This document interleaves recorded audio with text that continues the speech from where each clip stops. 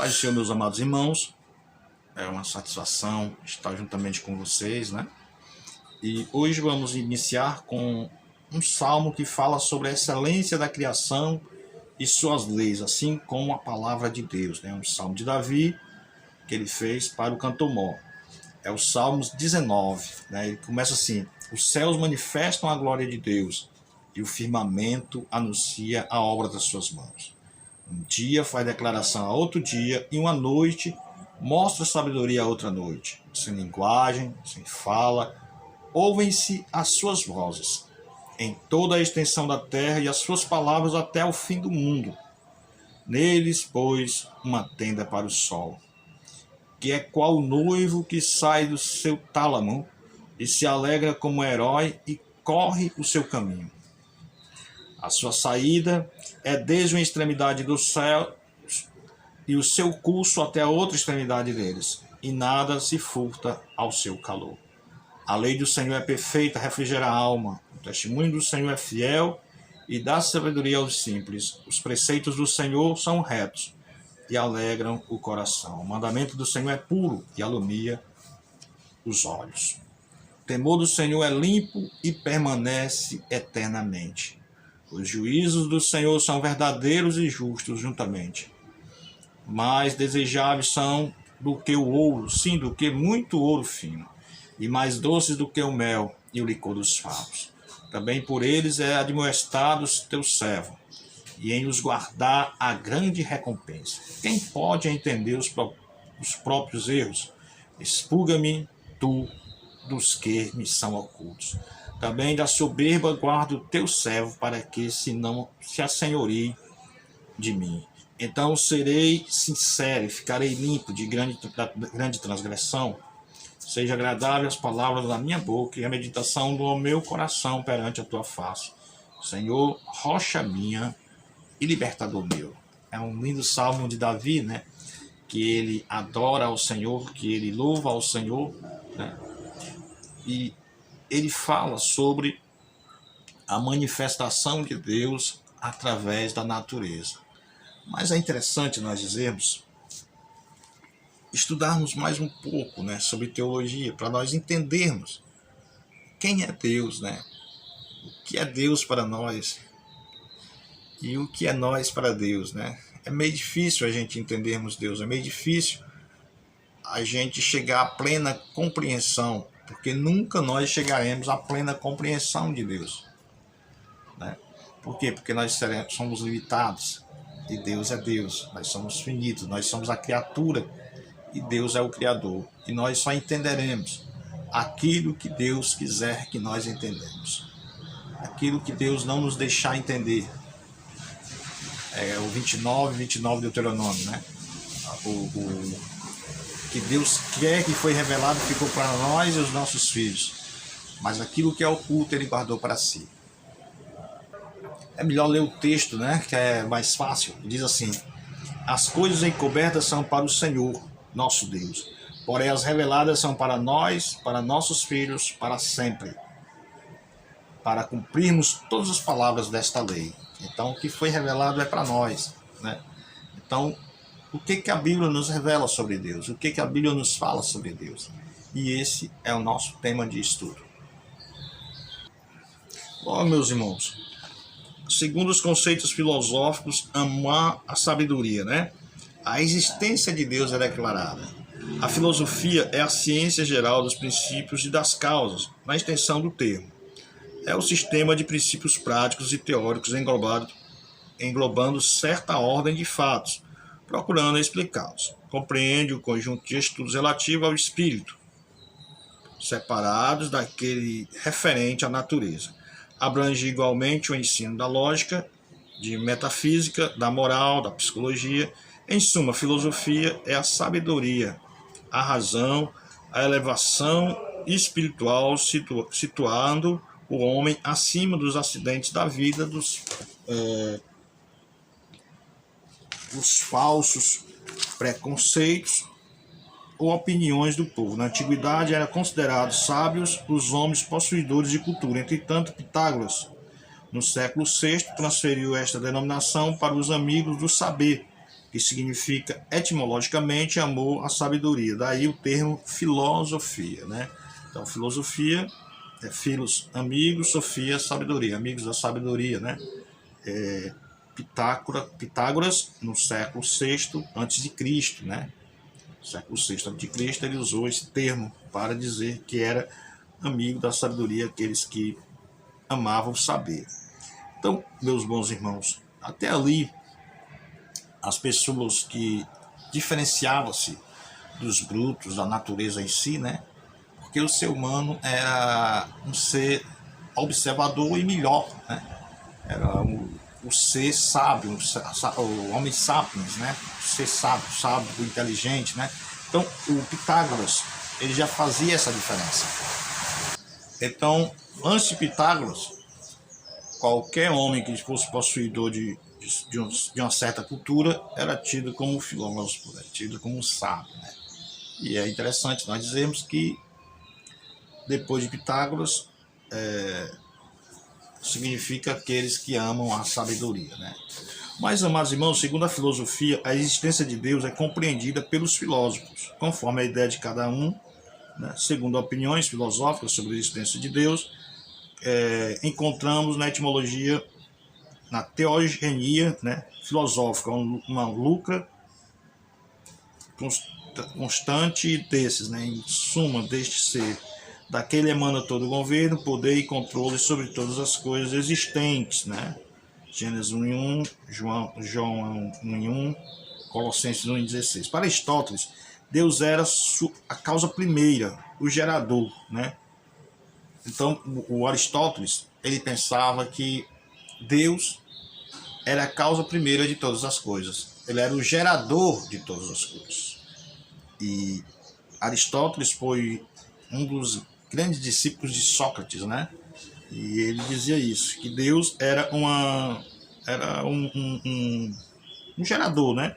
Deus era a causa primária, Deus era o objeto primeiro de todas as coisas. Se é que o filósofo pensava assim. Para Descartes, Deus era a força vital da mente, né? Já para Descartes, Deus controlava a alma do indivíduo. Para Bergson, Deus era um canal de procedência, uma embocadura, ou seja, o começo e o fim de tudo, né? Esse chegou mais perto de Apocalipse 1:8, né, que diz que Deus é o alfa e o ômega, o primeiro e o último, né? Então, para Bergson, o Senhor, ele é a embocadura, ele é o começo e o fim das coisas. Para Bergson, Deus é um canal de procedência e embocadura, ou seja, o começo e o fim de tudo, como já foi dito. E para Platão, Deus era uma ilha procurada para descanso e paz. Platão, ele se referia a Deus como o lugar de descanso e de paz, né? Eu acho que até Agostinho também pensava assim, né? Porque Agostinho disse que Deus tinha nos criado e deles éramos, e ninguém teria descanso enquanto não descansasse em Deus, né? E Senhor, tu nos criaste e de ti somos, e nós não teremos descanso algum enquanto não descansarmos em ti. Para Platão, Deus era essa ilha. Já referindo-se a Deus, exclamou Sócrates: uma coisa sei, é que nada sei. No entanto, a Bíblia nos afirma, sabemos que somos de Deus e que todo mundo está no maligno, e sabemos que já o Filho de Deus é vindo. 1 João 5:19, né? Primeira coisa que eu acho que Sócrates, ele estava errado quando ele afirmava que uma coisa sei que nada sei. Se ele afirmava que sabia que não sabia, logo ele sabia de alguma coisa, ele sabia que não sabia, né?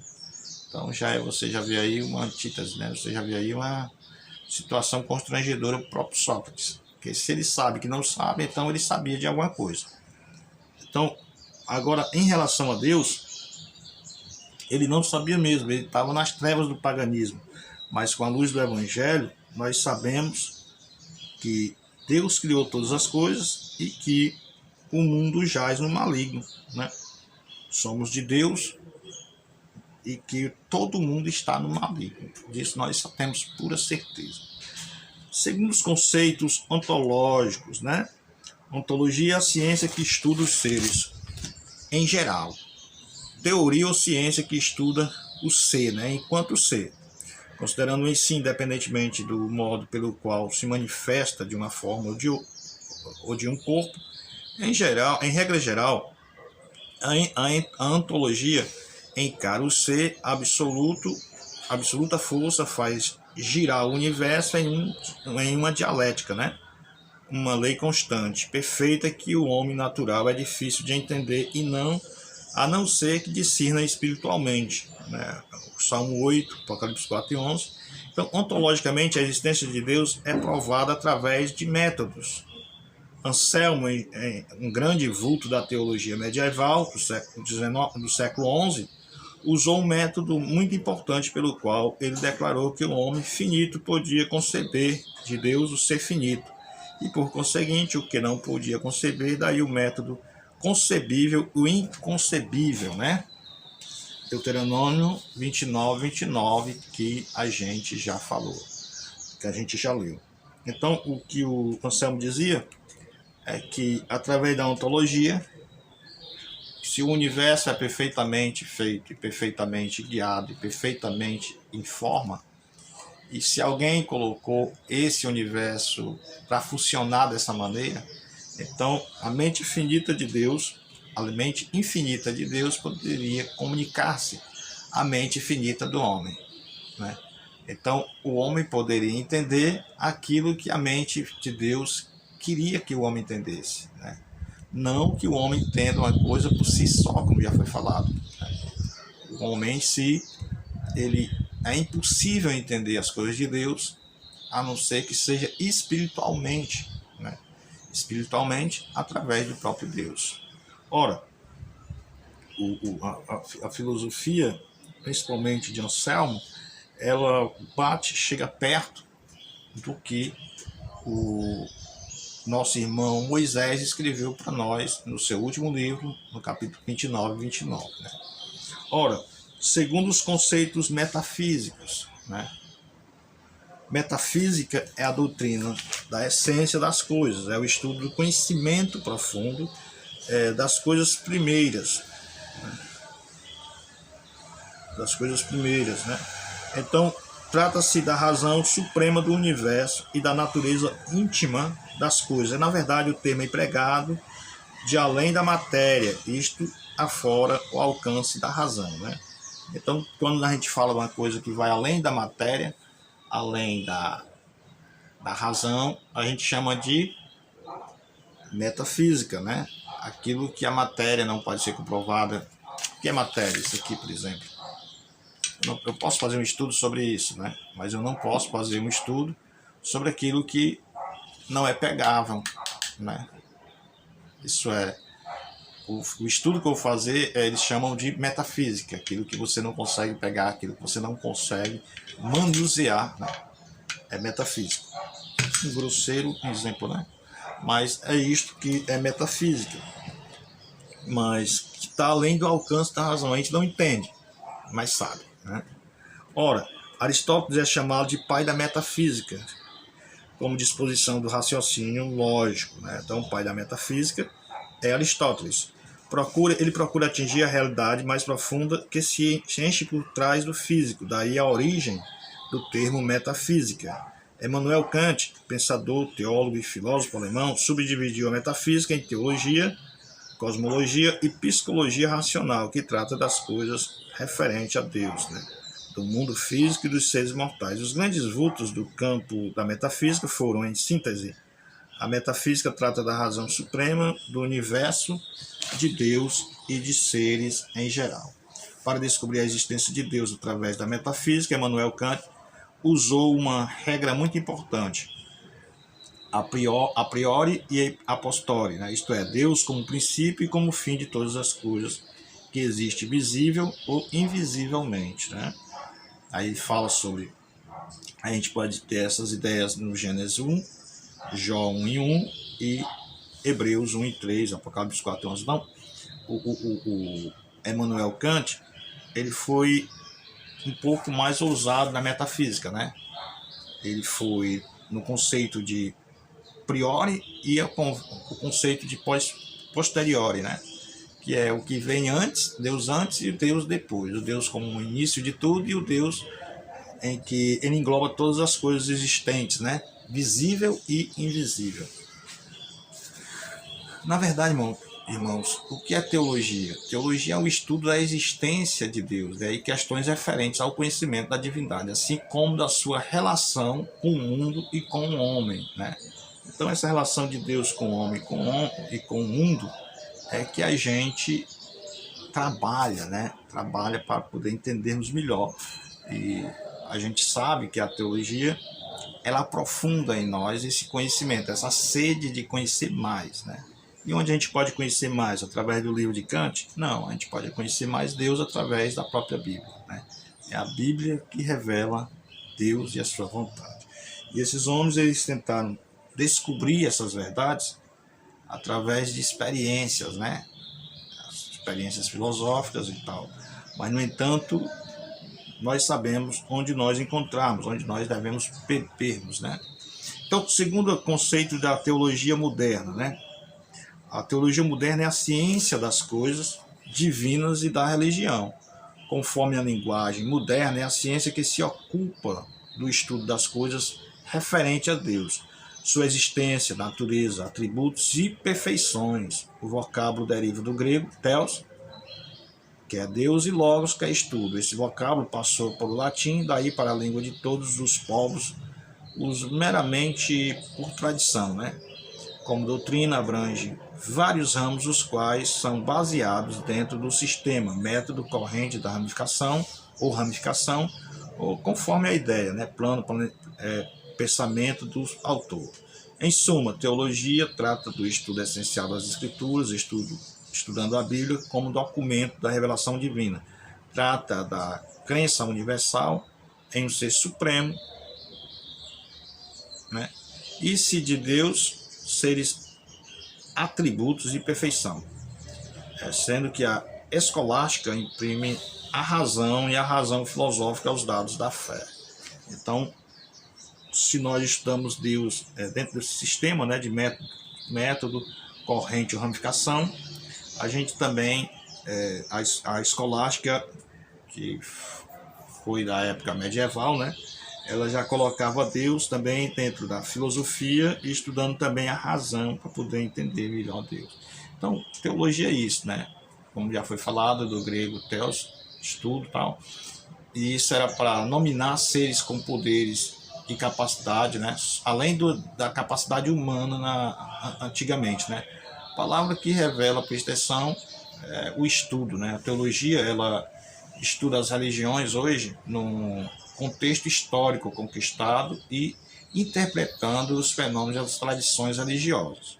Os textos sagrados, a doutrina, o dogma e a moral são influências nas diversas áreas do conhecimento, né? Especialmente nas ciências humanas, como a antropologia. Então, Deus, ele está sendo, não vou dizer estudado, né? Mas melhor, procurando ser melhor compreendido nesse sistema em que a teologia, né, procura desenvolver mais conhecimento sobre Deus, né? A lógica, a gente já viu as ramificações, né? A gente já viu também as correntes, né? Alguns métodos usados e o sistema também, né? Então tem, por exemplo, eu falei sobre teologia sistemática, né? Por exemplo, o que é a teologia sistemática? A teologia sistemática é a organização da teologia em diversos temas, né, segundo fatos teológicos, de modo a formar um sistema específico de estudo, né, de estudo próprio estudo de Deus, né, o Pai, né. Tem também o próprio estudo de Deus, o Pai, é a teologia, né. Aí também a gente tem a cristologia, que é o estudo do Deus Filho, a pneumatologia, que é o estudo do Deus Espírito Santo, e a bibliologia, que é o estudo da Bíblia, né? A gente tem também a eclesiologia, estudo da igreja, e a angiologia dos anjos, a gente tem a hamartiologia, que é o estudo do pecado, soterologia, do estudo da salvação, antropologia cristã, estudar o homem a partir da Bíblia, né? A demonologia, que é o estudo dos demônios, né? Sob sua perspectiva cristã, Então, tudo isso faz parte o quê? Da teologia sistemática, né? Teologia da libertação, eu falei para vocês o que era, né? Teologia da libertação é uma corrente teológica urbana fundada por sacerdote peruano Gustavo Gutierrez, que procura interpretar a Bíblia através do sofrimento dos pobres, pela luta a favor da libertação das comunidades cristãs diante das injustiças sociais. Daí ele emprega a teologia da libertação, é uma teologia marxista, né? Em que existe as lutas de classe, como eu falei já anteriormente, eles colocam a Bíblia e usa ela como lutas de classe, para colocar o branco contra preto, preto contra branco, mulher contra homem contra mulher, empregado contra patrão, assim, e assim continuamente, né? Então, com tendências marxistas, a teologia da libertação, ela é praticada por bispos e sacerdotes da América Latina. Foi criticada pela hierarquia católica por apoiar revoluções violentas, né, e lutas de classe, né? No Brasil, o teólogo Leonardo Boff, grande defensor da teologia da libertação, ficou conhecido pela defesa das causas sociais. Causas sociais é o sem terra, né? Então, invadir propriedade dos outros, tomar, etc, etc. E também hoje a teologia da libertação já está colhendo seus frutos, né? Por exemplo, eles apoiaram muito os sandinistas na Nicarágua. E hoje em dia, o Daniel Ortega, do Partido Sandinista, que é o pai da Revolução Sandinista, praticamente, um dos fundadores também, apoiado muito pela Igreja Católica, hoje expulsa bispo, prende bispo, expulsou as irmãs lá uma irmandade lá da Igreja Católica e assim por diante, né? Porque o comunista, ele não tem amigos, né?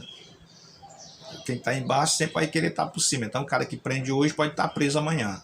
E já o colega dele liderando, porque não tem espaço para mais ninguém, só tem espaço para uma elitezinha, né? Então, foi um tiro no pé a teologia da libertação na Nicarágua com o Partido Sandinista. Aqui também seria um grande tiro no pé em onde eles vão implantar a ditadura, né? E não é isso que Jesus fala sobre a teologia, sobre o seu reino, né? É justiça, paz e alegria no Espírito Santo, o reino de Deus. Não é uma guerra social, não é uma guerra de luta corporal, né? Onde pessoas matam pessoas, mas é uma guerra espiritual, em que nós conseguimos alcançar a mente das pessoas e ter as suas vidas transformadas, né? E tendo suas vidas transformadas, eles terão mudanças radicais, não só no seu intelecto, mas também na sua vida social. Então nunca você vai conseguir uma mudança social para melhor implantando caos, né? Só ver na história. A Rússia, por exemplo, a União Soviética, né? Coreia do Norte, Cuba, a própria Nicarágua, você vê que é um caos, é destruída, né? A Cuba está destruída há 60 anos, mais de 60 anos, né? O caos está instalado lá, a fome está instalada lá, e se tornou sistemática, política de governo, né? Por quê? Porque simplesmente algumas pessoas acreditaram, né, que poderia mudar o mundo matando os outros e implantando seu próprio pensamento, sua própria doutrina, né? Ou a doutrina marxista, né, de lutar contra as classes sociais. Você mata o patrão e no lugar do patrão você cria um sindicato, né? Aí eu pergunto, se nós não tivermos patrão, como a gente vai ter emprego, né? Isso é uma idiotice. Você lutar para... Você pode melhorar o seu salário, mas dizer que vai acabar com todos os patrões do mundo, aí quem vai dar emprego para você poder ter o seu salário e pagar suas contas? Se não tiver patrão, você vai ter que ser um patrão. Ou então você vai ser um escravo do Estado, né? E a teologia da libertação prega justamente isso. Um Estado inchado, um Estado grande, um Estado maior, um Estado em que sustente as pessoas com cesta básica. Só que tem um momento em que essa cesta básica acaba e o povo vai morrer de fome, porque se não produz, vai morrer de fome. Meus bons, mas também temos, segundo conceitua as escrituras sagradas sobre Deus, né? Em parte, algumas escrituras tratam de provar a existência de Deus mediante formas mediante formais provas, né? Reconhece como fato alto, né? Evidente como crença natural do homem. Então, as Escrituras, em parte alguma, propõem uma série de provas da existência de Deus como preliminar à fé, né? Declara o fato de Deus e chama o homem de aventurar-se na fé. Hebreus 11, 1 e 40. Desculpe o texto, porque o texto não tá bem elaborado, não. O versículo 6. O que se chega a Deus crê que ele existe e que ele é o galardoador, né? Texto 6. O que se chega a Deus crê que ele existe, né? Este é o ponto de alguma inicial entre o homem e Deus, né? Porque em todos os textos sagrados subentende-se a sua existência. O Antigo Testamento cogita tão pouco a possibilidade de conhecer a Deus quanto cogita de provar sua existência. A ideia de que o homem chega ao conhecimento de Deus por meio de seus próprios esforços é totalmente estranho ao conhecimento de Deus por meio de seus próprios esforços. Aliás, estranho ao Antigo Testamento, porque para o homem chegar ao conhecimento prévio acerca deste ser, né, cônscios de entenderem a comunhão com Deus, estando os seus pensamentos cheios e iluminados por ele. Sabedoria, sabendo que seu espírito nele se movia e guia-se em toda a sua história. As bases principais que se clamam à existência de Deus são: Deus fala, ele aparece, o homem ouve a sua voz e vê, né? Então, a Bíblia, ela nunca vai dizer, vai tentar provar a existência de Deus, porque ela simplesmente chega e diz que Deus existe, né? Ele não vai dizer, Deus foi formado. Não. Deus existe e o homem depende dessa comunhão com Deus, né? E qual a prova que Deus existe? Deus fala, né? Deus, ele aparece ao homem, Deus, ele fala com o homem ouve a voz dele e o homem também vê, né? Então, isso tudo prova a existência de Deus. Então, ele não procura dizer, entrar em contato, ele diz que Deus quer uma comunhão com o homem, né? Você vê logo no primeiro livro de Gênesis que Deus aparece e faz tudo. Depois o homem, ele passa a ter uma comunhão com o homem ali no jardim. E depois, simplesmente depois do pecado, o homem se afasta de Deus, né? Mas, no entanto, Deus, ele continua falando, Deus, ele continua ali trabalhando na história da humanidade, quando você começa a ler os livros, né, da Bíblia Sagrada. Então Deus, ele aproxima-se do homem, ele estabelece conceitos e tem relações especiais com eles e dá-lhes mandamento, né? Aonde no Êxodo, né, Deus diz: olha, agora vocês vão ser um sacerdócio real, não só uma tribo, mas todo Israel, né? Israel tem que ele não quis, né? Então os homens o recebem quando ele se aproxima, né? Quando o homem se aproxima de Deus, Deus o recebe, aceita a sua vontade e obedece às suas leis. Isto é, o invisível manifesta-se a eles e eles os obedecem. Aí vocês veem uma série de versículos bíblicos, né? 2 Samuel 7,16, Gênesis 1:28, Lucas 1:32, 33. Então, você vê que quando o homem chega a Deus, né, eles passam a obedecer, passam a nutrir uma comunhão com Deus, né? Passam a obedecer às leis de Deus, e Deus passa a manifestar a essas pessoas, né? Passa a aparecer, né? A ter comunhão com essas pessoas. Mas a existência de Deus, ela é provada? Qual a prova da existência de Deus? Agora a gente vai falar sobre a existência de Deus, né? Que a gente já viu como as Escrituras conceituam a Deus, né? Como que ele fala, né? Que ele aparece, que ele ouve a nossa voz e que ele nos vê também. A existência provada, a existência de Deus é um fato incontestável. A Bíblia afirma-nos: no princípio criou Deus os céus e a terra. Gênesis 1:1. Ainda que a Bíblia não se preocupe em provar a existência de Deus, mas começa o seu primeiro versículo falando de Deus como a principal personagem em todo o universo. Deus existe desde a eternidade. Ele é a origem de tudo o que governa e sustenta, né? O grande apóstolo dos gentios afirmou dizendo: todavia, para nós vivermos a um só Senhor, Jesus, né? Pelo qual são todas as coisas e nós por ele. 1 Coríntios 8:6. E em outro lugar afirmou que um só Deus e Pai de todos, o que é sobre todos, por todos e em todos, né? Efésios 4:6.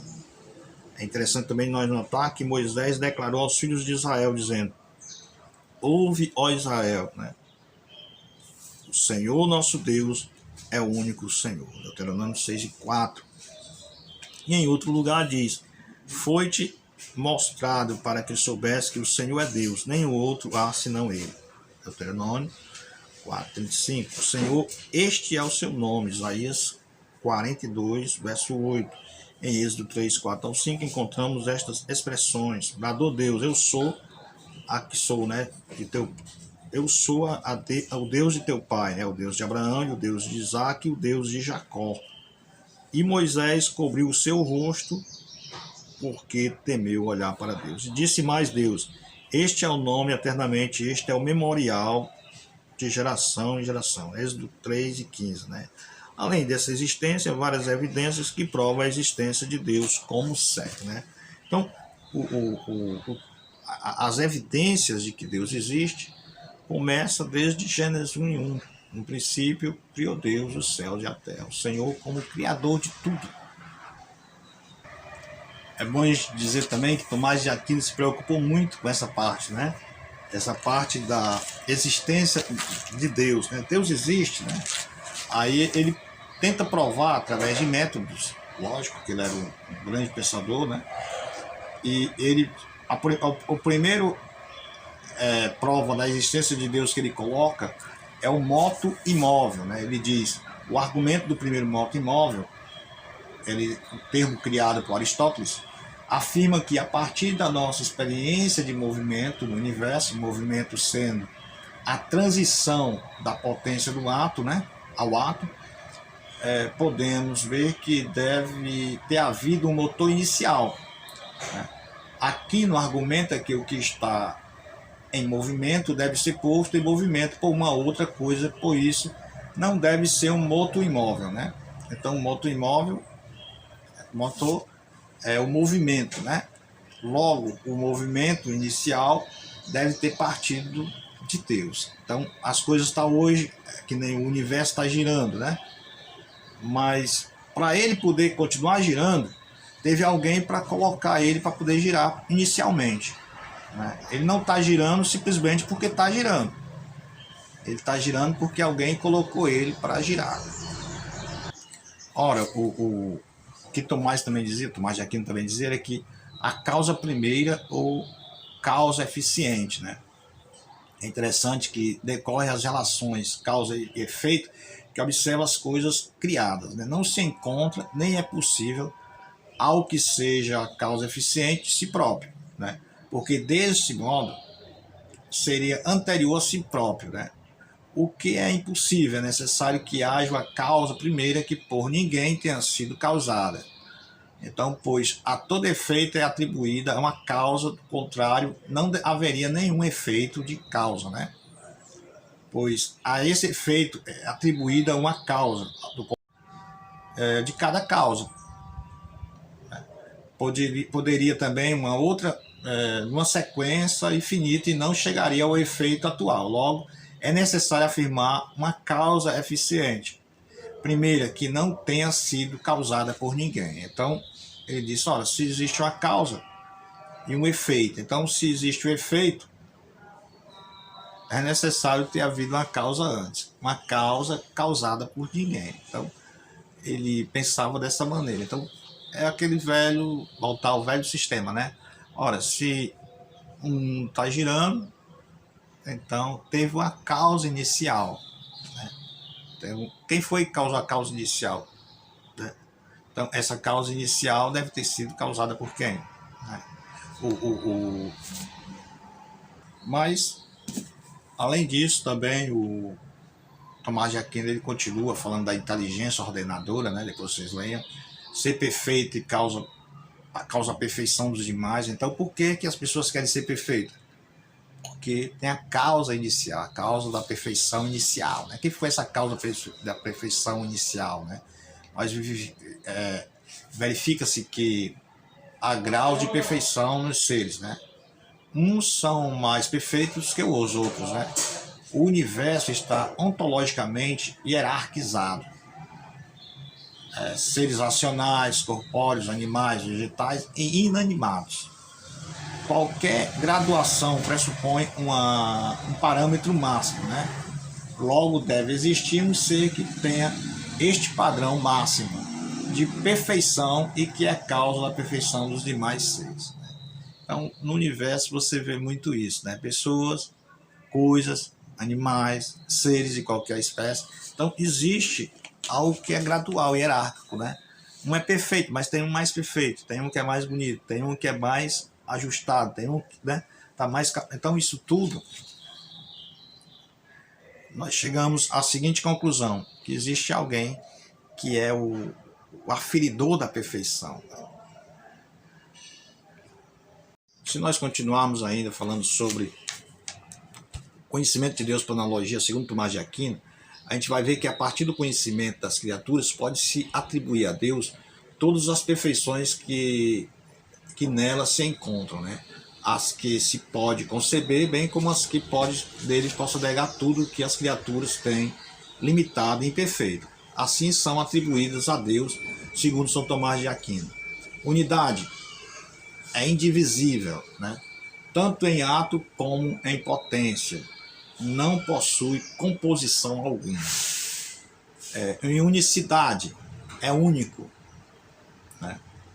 Em unicidade, ele é único, não pode haver mais que um Deus. A onipotência de um comprometeria a do outro.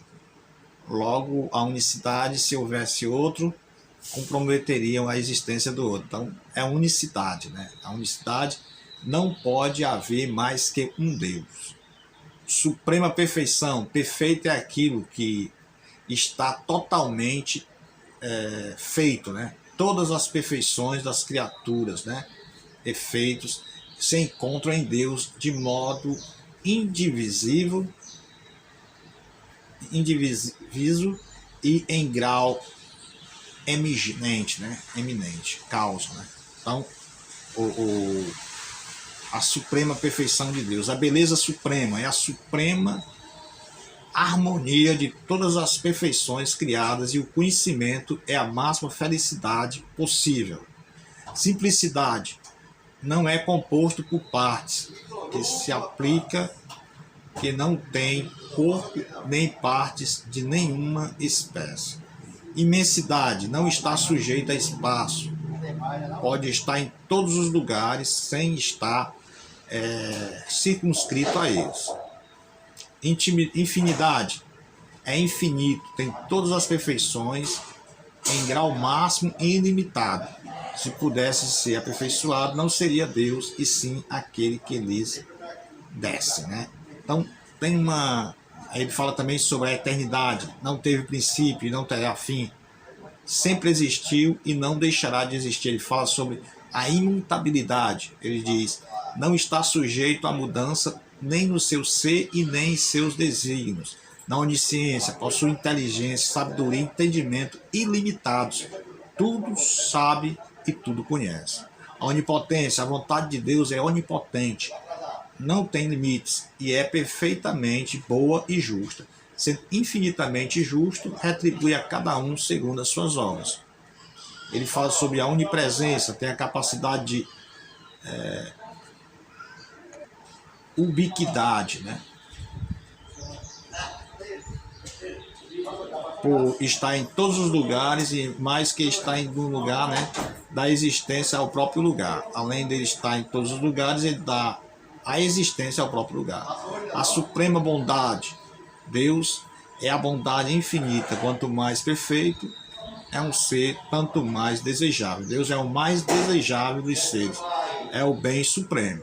Sabedoria é mais sábio que... É mais que sábio, né? É a própria sabedoria ilimitada. Quando Tomás de Aquino também ele fala sobre o misericordioso, né?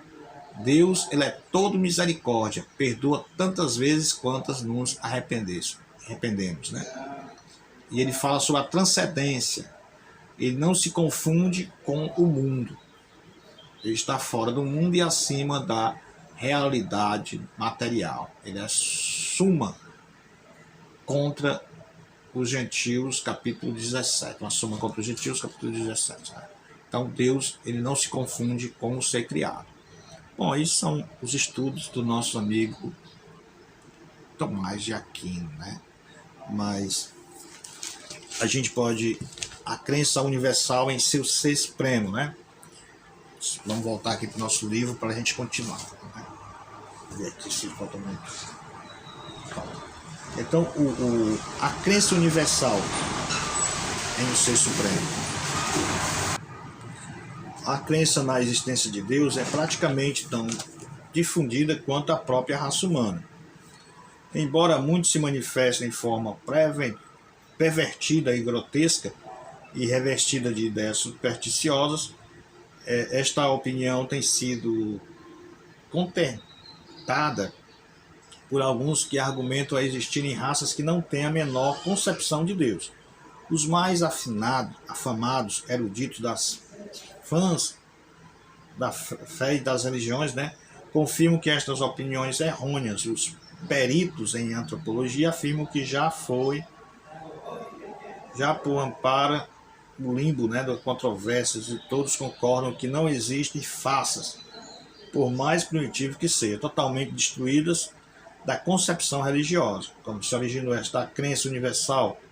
Este conhecimento universal não se originou necessariamente pelo raciocínio, que também negam a existência de Deus. Mas é evidente que o mesmo Deus que faz ou que fez a natureza, com suas belezas e maravilhas, fez também o homem dotado de capacidade para observar através do seu Criador, né? Através do seu próprio Criador. Portanto, o que se pode conhecer de Deus neles está manifesto, pois Deus lhe manifestou, né? Romanos 1,19. As perfeições invisíveis dele, o seu poder eterno e a sua divindade, claramente se veem desde a criação do mundo, sendo percebidas pelas suas obras. Romanos 1,20, etc. Este sentimento religioso não se encontra nas criaturas inferiores, mas o mais perfeito dos homens podem ser instruídos nas coisas de Deus. Porque falta ao animal a natureza religiosa, não é feita a imagem de Deus. O homem possui a natureza religiosa e procura um objeto de adoração. O homem não é um animal, como afirmou os dialoguistas da evolução. Então, vamos parar por aqui, só dizendo que onde você chega, por mais atrasado que você, mais distante que você seja da tecnologia, você vai notar que ele tem uma crença em Deus. Uma crença pode ser até imperfeita, pode ser até imatura, pode ser até grotesca, né? Adorar uma coisa como se fosse Deus, mas eles, no fundo da alma deles, eles adoram alguma coisa, esperando uma certa redenção, né? Esperando um certo olhar de Deus, né? E isso em toda a raça humana. Isso não foi colocado, né, simplesmente pela inteligência humana, mas sendo Deus o Criador do homem, o homem observa Deus através da natureza criada. Logo também a gente percebe que o homem, sendo criado à imagem de Deus, ele herdou a natureza religiosa, a natureza de adorador de Deus, né? E logo essa adoração, com a queda, ela é desviada, né? Desviada para os ídolos, desviada para distante de Deus. Mas, no entanto, a natureza religiosa é uma herança de Deus na vida da humanidade, na vida dos seres humanos. Então, irmãos, onde você chegar, pode ser aqui nas tribos aqui do Brasil, ou no centro africano, ou nos Estados Unidos, onde é a nação mais evoluída, sempre o homem vai querer buscar Deus, vai buscar o ser superior, ele vai ter necessidade de Deus. E essa necessidade de Deus é a religião em si, né? É o encontro, é o desejo do homem reencontrar-se com Deus, né?